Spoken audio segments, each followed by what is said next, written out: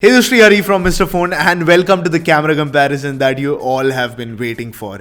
The showdown, the battle of the 48 megapixel sensors. 48 megapixels is a term that has been bugging us for some time now. With everybody, every brand is going behind it. Now the Redmi Note 7 is coming with a 48 megapixel sensor. You already have the Vivo V15 Pro with one. You have the Honor View20 with a Sony sensor, which is a 48 megapixel. Today we are comparing the Samsung GM1 in the Vivo V15 Pro to the Sony 586 in the Honor View20. We're going to compare images of the two phones.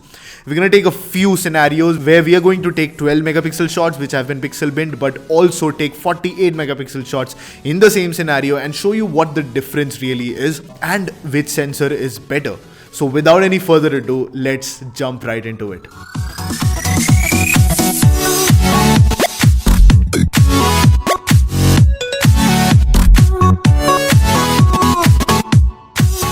But before that, if you haven't subscribed to the channel, please do that and also hit the bell icon right next to it so that you get notified for all the new videos that we put out. Now, before we begin and take a look at these pictures, there are a few things that I have to clear out. First of all, this is not a comparison between the Vivo V15 Pro and the Honor View20. If you want to see that, let me know that in the comment section below, but this is not that.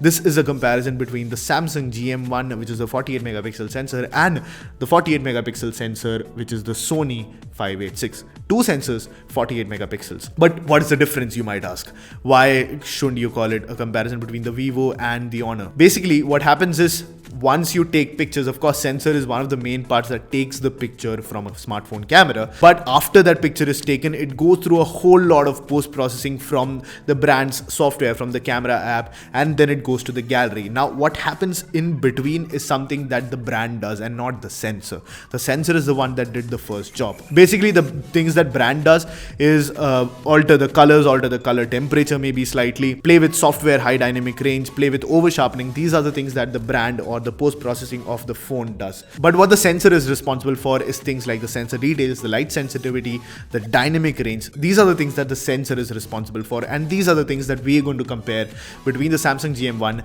and the Sony 586. The Sony sensor and the Samsung sensor are both 48 megapixel sensors, but the pictures by default they produce are 12 megapixels. The pictures from 48 megapixels come down to 12 megapixels because of something called pixel binning. What happens basically is that the information from 4 pixels is crammed into one, which makes a much bigger pixels. So basically you get a 4 times bigger pixel, which means that you get a better quality and more detailed picture out of it.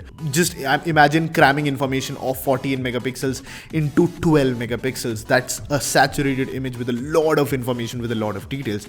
That's what both these cameras do, but today let's find out how they do it differently. So first, let's begin with the first picture, which is of this yellow flower.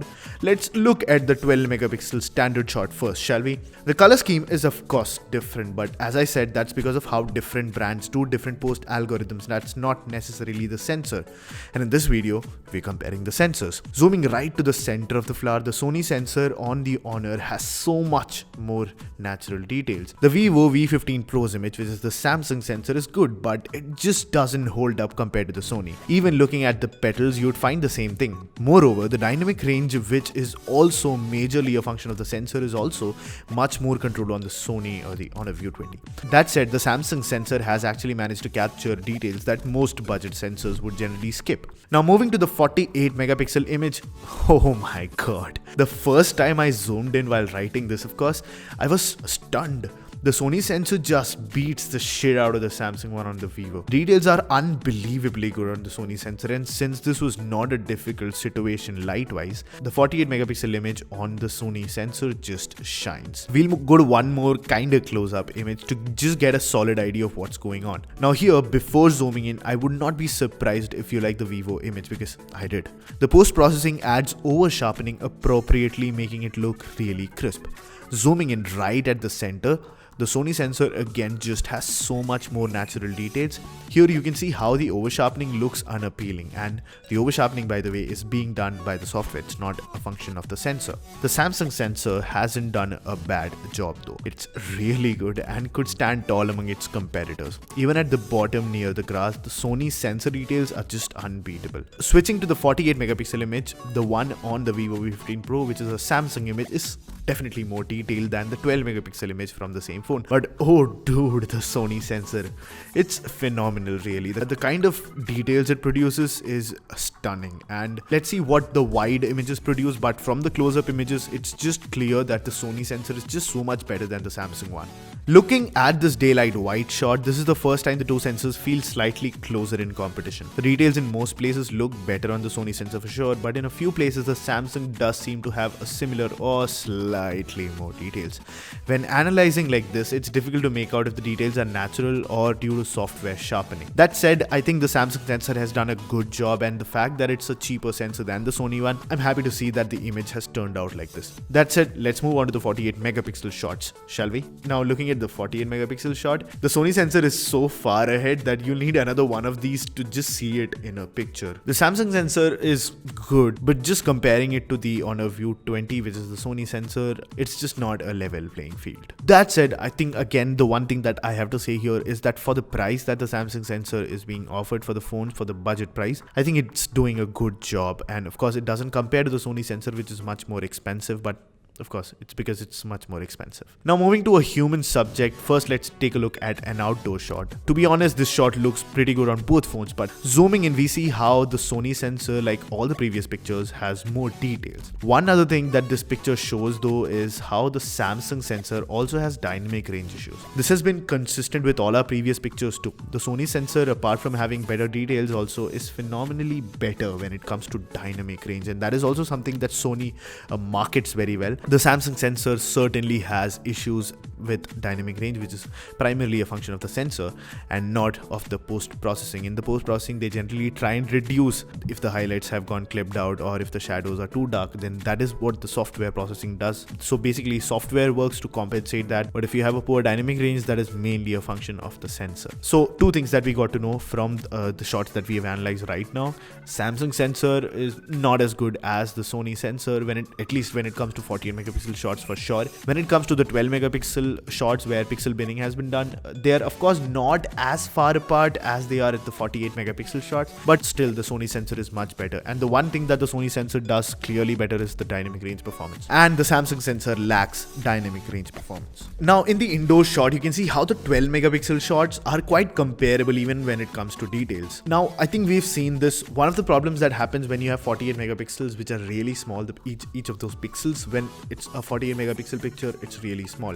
And what happens is that since the pixels are small, the amount of light that goes in is less. Just what I realized when I was analyzing these pictures. So when the lighting condition is really good, the Sony sensor just shines in front of the Samsung one, but when the lighting conditions are not optimum, the difference shortens. And by this what I mean is that it's still the Samsung sensor is not better than the Sony one. It's just that when the lighting conditions are not optimum, the difference between the Sony sensor and the Samsung sensor is not as dramatic as it is in, of course, optimum lighting conditions. Now here the results are closer than expected. These are of course the 12 megapixel shots. Now we'll move to the 48 ones in a few seconds, but before that, the one thing you can notice right away is how Samsung sensor has done a good job of bringing out details. The dynamic range issue is still here, and you can see that on the shot. It's an indoor shot, not an outdoor shot, and still there are dynamic range issues in this around the shirt where a lot of area has been just clipped out. Moving to the 48 megapixel image, it's clear that the Sony sensor just has more details than the Samsung one. Now moving to low light.